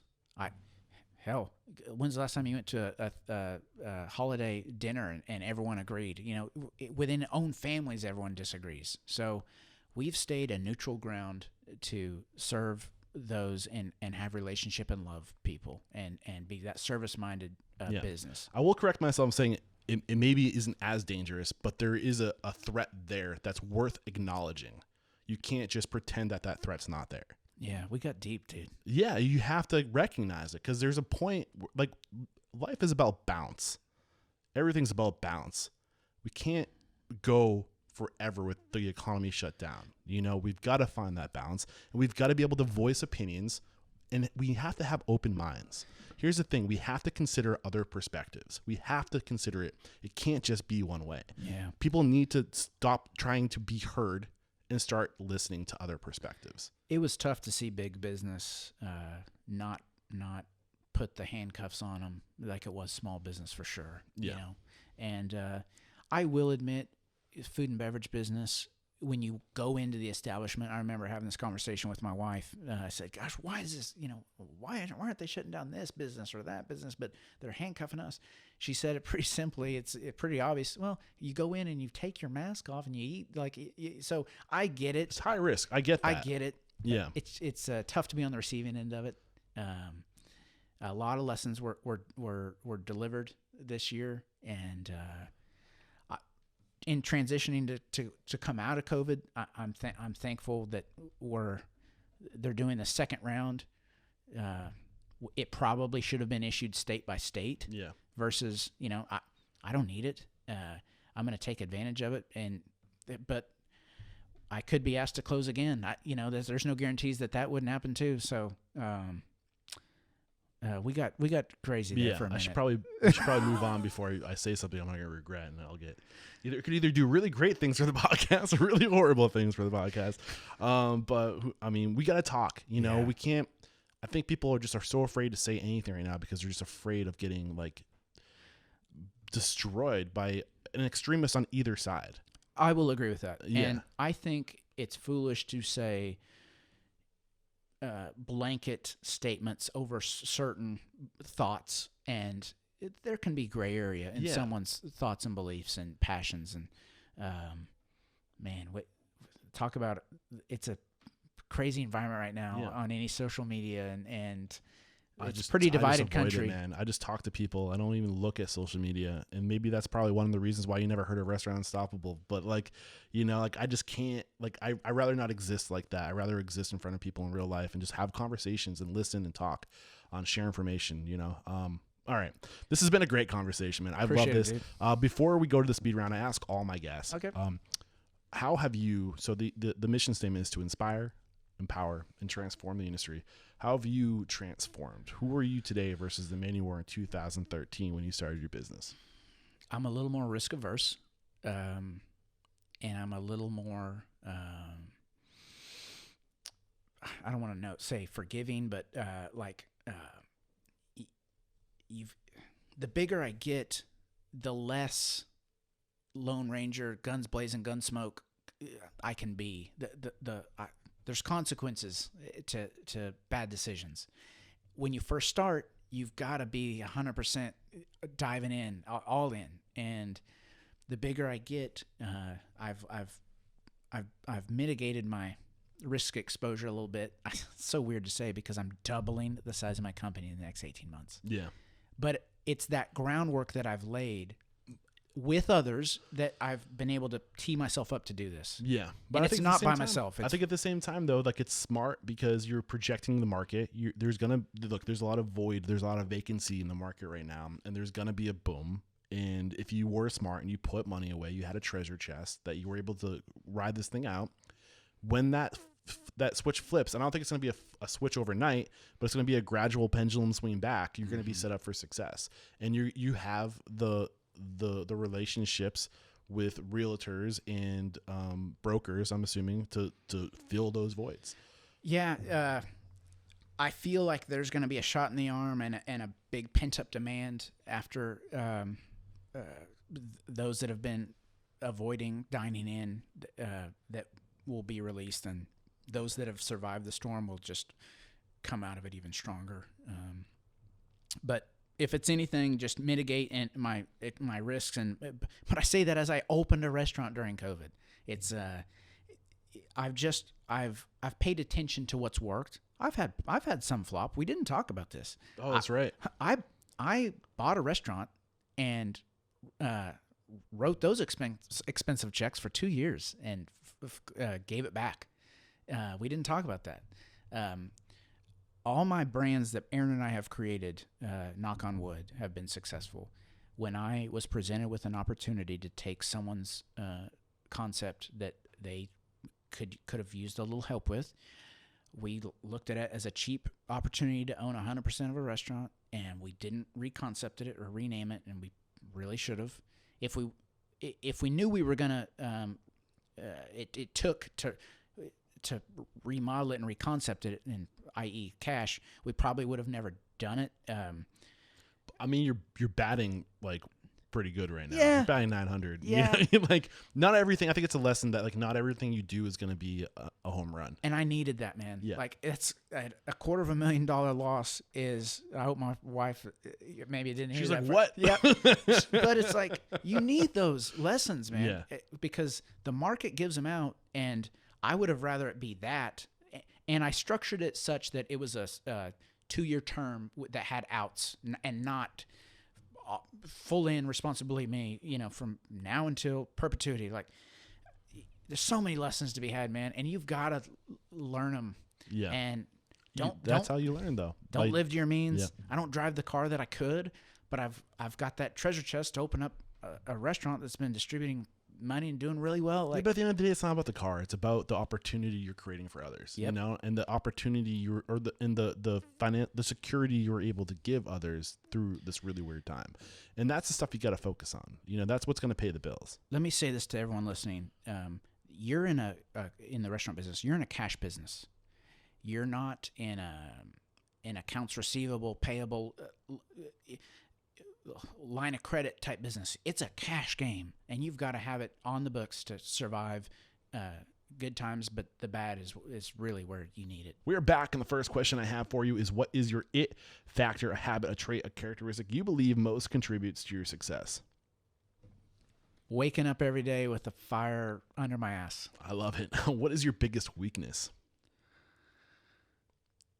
Organization. Yeah, I feel that. How have you become more organized? Ask for help. Who are you asking for help? Someone I can trust. Okay. What is one question you ask or thing you look for during the interview process when you're growing your team? What are you looking for? We kind of got into this earlier, but Someone has to be outgoing. Yes. In this business, period. I love it. And that's why you can usually tell in the first second, because they're going to, the way they greet you is how they're going to greet everybody else. That they the interview is the best you're ever going to get somebody. Yeah. What is your biggest challenge today? Getting through this interview? Juggling the growth, the 2 steps forward, the 1 step back. It's often unbalanced. When you're growing, you've got too much on your plate. When you open those businesses, you can afford the support staff to handle them, and then there's a lull to you can breathe. Yeah. But on the come up of growth, it's stressful. It's tasking. Yep. What is one code of conduct or behavior you teach your team? This is a core value, a way to be. Embrace change. Mm-hmm. How do you get people to embrace change? That's not easy to do. We don't like change. We teach and coach it every day, and you'll find out real quickly who's on your team and willing to. All right, this may not be a fun part of my job, but it's a necessary evil, and I trust the leadership to give us some rules that will better ultimately the guest experience in my pocketbook. What is one uncommon standard of service you teach your team? So this is something that you do to go above and beyond to serve your guests, something that's common within the 4 walls of your business, but not common throughout the industry. Dude, I read this question on the pre-interview stuff, and I am butchering it right now. It's just making that relationship. Don't be an order taker. Be a salesman. Be an outgoing person. Like, that's so not what this question was about. That answer, but no, man, I think it's good. It's not about the transaction. It's about the experience. Be in the moment. Be custom, be unique for every unique experience that you have to, tailor that experience. A lot of people ask someone how they are, and they don't want to know the answer. Yeah. But if you want to make a living in service and hospitality, you want to know that your guest sitting over there at seat 4, table 27, their kid is in this sport, and their wife does this, and they're regular. Like, you've got to know them, man. I used to write with a black book my guests that would come in that I'd meet that day, even if I just got one little snippet of info. His name was Chris, and his kids play soccer. So the next time he came in, dude, I'd go back and I'd reference. I'd know this dude. What's his name? I love Chris. That. Sorry. Right? Yeah, I did something very similar when I worked at a country club. I managed a little food shack. But the cool thing about that I got to see who was teeing off and what time they were teeing off. Nice. So I would be like, okay, I'm at the 8th hole. I know that this person's coming, that person's coming, this person's coming. People would order the same things. I would write it down. They would come up. I'd be like, here you go. Mm-hmm. And sometimes, like, once, I think I would do shit like somebody skipped my hole, right? They were running late, so they skipped a few holes. I got in the golf cart. I met them 2 holes down with their order, and I said, I knew you were in a hurry today, so here you go. Not the food and beverage game. It's the relationship game. Yes, man. And, like, that is the shit. Like, just caring, giving a fuck about the other people across from you is really what it comes down to. I love that. Thank you for using that example. What is one book that's a must-read to make us a better person or a restaurant owner? Dude, that's simple. Like, I'm going to go religious here. It's like it's the Bible. Do unto others and serving others. Like, that's simple, man. I'm personally not a religious person, but the Bible is essentially it's like the original how to win friends and influence people. Right. It's a how to be. Right. And it's a great book to learn about how to treat others for Correct. sure. Yep. I love that. What is one thing you feel restaurateurs don't do well enough or often enough? This one's tough because I'm pointing the finger at myself. When you get to a scalable size where you've got more than one, you've got to go spend time in the stores. When it's your first one, you're in the store every day because you are everything. But when you grow to a size, you've got to go invest time in the store. And secondly, we don't praise enough. We're so negative and picking out the negatives, and this is wrong, this is wrong.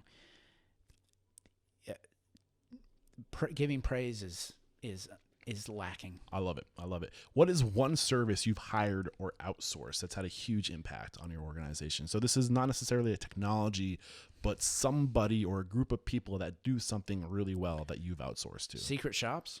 Okay, what's that? So when Aaron and I come in, we're traditionally given a different experience than if we were a Joe Blow off the street. It's what happens when the boss rolls in. Like, boss is here. When that undercover boss, the secret shop that they don't know is taking notes and observing and giving us feedback, we get a real true test of how we're performing and if we're meeting certain standards and if they were greeted in 30 seconds and if their beverages hit the table in 2 minutes and how long it took after they placed the order for when the food to hit the table, if the food was hot. Like, we get all of that. And what's the name of this company one more time? A closer look. A closer look. A closer look. Awesome. Yep. We'll be linking to that in the show notes. Again, this is episode 776. Head over to restaurantunstoppable.com/776. And we'll link to that and the books and tools that are recommended. The next question I have for you is, what is one technology you've outsourced to? So this is a technology that has had a huge impact on communications, efficiencies, profitabilities, anything along those lines. Man, AppFront is a third-party app that we've used that has done big-time revenue. This is not Postmates, DoorDash, Grubhub. We've just engaged Chowly to take all your tablets out of the store and go on one cloud system to directly integrate with Toast, our point of sale, and enter your DoorDash, your Postmates, your Grubhub orders for you, and they print up in the kitchen to execute. I'm giving you 2 and 3 answers. So it's here. kind of like a dashboard. No, this is perfect. Correct. I love this. Correct. It's one thing to talk about Chowly something, is, yes. But it's also really great to talk about how these things, and that's what we're going to try to be doing. No, scratch that. We will be doing, I keep on pitching myself here, in the network. We're really going to start to talk about and use examples and like really try to figure out like, oh, this is being recommended, that's being recommended. How do we plug this shit together and use it streamlined? And right. So get into it. But AppFront, so I went 3 routes with you. So our point of sales Toast. Chowly's that dashboard that grabs all the third-party delivery apps, and you don't have to plug in all these tablets, and you don't have to enter the orders manually. It'll direct sync and talk to your point of sale and produce it in the kitchen, the ticket. So that's way cool. Because you're streamlined. AppFront is. I'm sure there are several out there who it looks like it's Beer's app, or it looks like it's Chickenfoot's app, or looks like it's Hatch's app, but it's a third-party AppFront who syncs and talks to our point of sale and prints it up, and then it sends the order to, you can either pick it up or sends it to a third-party delivery. And so it's just cool, and it offers rewards to the guest. And that's who taught you how to put all these things together? My director of marketing. Okay. Hire smarter people than you. Yeah. And she's tackled that and taken that on, and she's a beast, and she's awesome. Awesome. Thank you. All right. The last question, get ready for it. I get a lot of eye rolls with this question. If you got the news, you'd be leaving this world tomorrow. All the memories of your work in your restaurants would be lost with your departure, with the exception of 3 pieces of wisdom that you could leave behind for the good of humanity and for your legacy. What would those 3 pieces of wisdom be? Treat others how you want to be treated. 1. Go for no. Yeah, 2. You can do it. Yes, man. I've loved this conversation, Jeff. Thank you so much. We wrap up every chat. I'm going to say that over. We wrap up every chat by calling somebody out. So who's somebody you respect and admire in this industry and believe would make a great guest mentor like you made for us today? If I got them on the show tomorrow, you would be listening to that episode in a heartbeat. You need to go reach out to Keith Paul. Yes. With a Good Egg Dining Group. Yes. He's in Oklahoma City.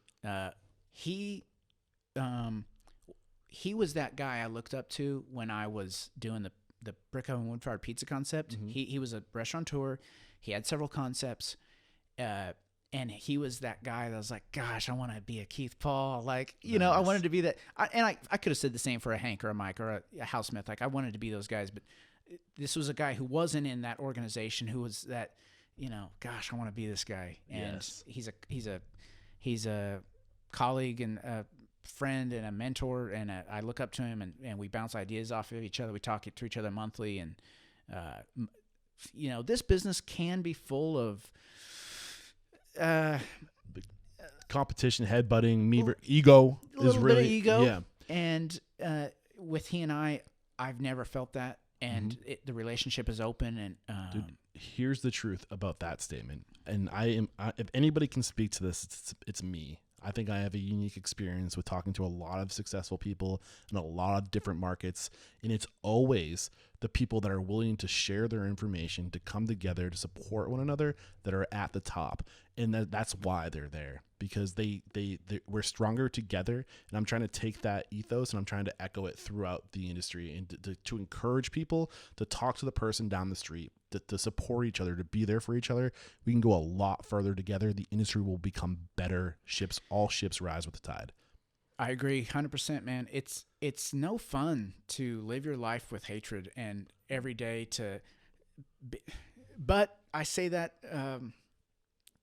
really awkwardly because I'm a competitor. Like, friendly competition, the great game of business, right? It's a game, you know, and we compete. There's winners and there's losers.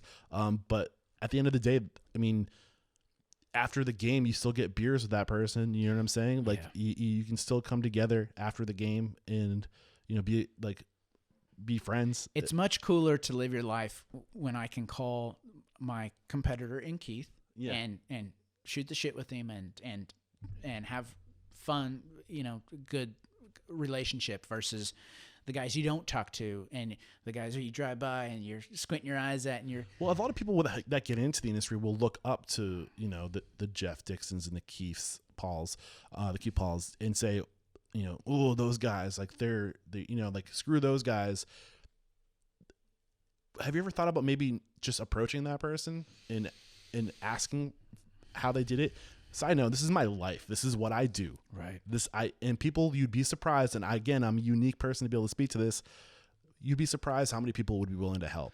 And if you take that approach of approaching somebody and being vulnerable, what happens when you walk up to a dog and it rolls over on its belly?